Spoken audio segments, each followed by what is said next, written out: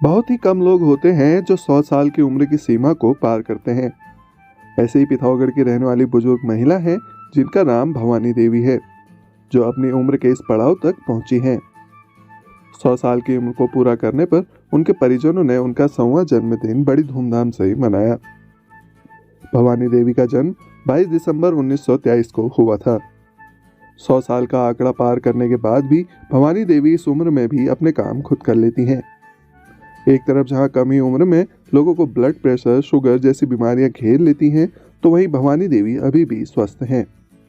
हालांकि उम्र के इस पड़ाव में उनकी याददाश्त पर थोड़ा असर जरूर पड़ा है, लेकिन वह अभी भी चल फिरने में सक्षम हैं। उनके परिवारजनों से बातचीत में उनकी बहू जानकी जोशी ने बताया कि उनकी सास का जीवन काफी कष्टों से भरा रहा है। वह मात्र 16 साल की उम्र में विधवा हो गई थी। उनके पति सेना में रंगून में तैनात थे। वहीं उनके नाती बी जोशी ने बताया कि 16 साल की उम्र में ही विधवा होने और सभी जिम्मेदारियों का वजन उन्होंने बखूबी निभाया। उन्होंने कहा, आज वह जो कुछ भी हैं अपनी दादी के मार्गदर्शन की बदौलत है। 100 साल के उपलक्ष्य पर मनाए गए जन्मदिन पर दादी का आशीर्वाद लेने तमाम लोग पहुंचे थे। इस पल में भवानी देवी भावुक भी नजर आईं। उनकी नातिनी नीलिमा जोशी ने बताया कि आज भी उनकी अम्मा उनके सारे काम खुद कर लेती है। उन्होंने अपने परिवार की जिम्मेदारी बखूबी निभाई और सभी को पढ़ा लिखा कर ऊंचे पदों तक पहुंचाने का काम उन्होंने बखूबी किया। उन्होंने कहा कि उनकी इस भूमिका को वह कभी नहीं भुला पाएंगी। 100 साल पूरे हो गए हैं इनको। आज इनका बर्थडे हम यहाँ इस होटल में मना रहे हैं। मतलब इन्होंने परिश्रम किया है। मेरे ससुर जी बर्मा में सूबेदार थे। जब वहाँ से आए तो 1 साल के बाद उनकी डेथ हो गई। तब इनकी उम्र 16 साल की थी और इनका एक बेटा हुआ था।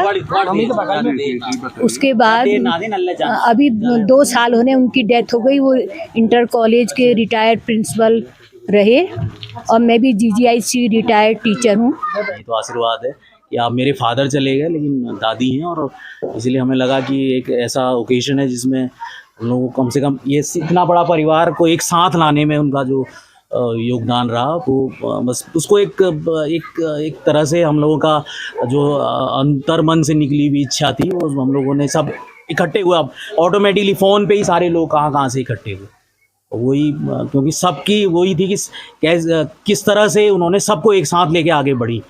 और इससे ये पता चलता है कि एक पीढ़ी जो है सचमुच स्ट्रगल करती है, जिन्होंने पढ़ाई भी नहीं करी, वो भी एक बानी सारी जनरेशन को कहाँ से कहाँ पहुँचा देती है। वो उसका एग्जाम्पल है मेरी दादी। और कुछ नहीं। मेरा नाम नीलिमा जोशी है। मैं आमा की नाती नहीं हूँ और आमा का हमारे जीवन में बहुत ही बड़ा योगदान है। चाहे मैं हूँ, चाहे मेरी मम्मी है, चाहे मेरे पापा हैं, मतलब उनके लिए हमारे पास कोई शब्द ही नहीं। उनका इन्होंने हमारे लिए जितना किया है, हमारे मम्मी पापा के लिए जितना किया है, मतलब हम उसके लिए कोई शब्दों का इस्तेमाल कर ही नहीं सकते हैं। उनकी लाइफ में भले ही उनकी लाइफ में इतना स्ट्रगल रहा है, लेकिन इतना ढेर सारा प्यार रहा है उनके जीवन में हमारे, हम सब के लिए। कोई भी हो, चाहे नाती हो, नातिनी हो, एनीवन, तो वो मतलब बहुत ही ग्रेट पर्सनैलिटी है।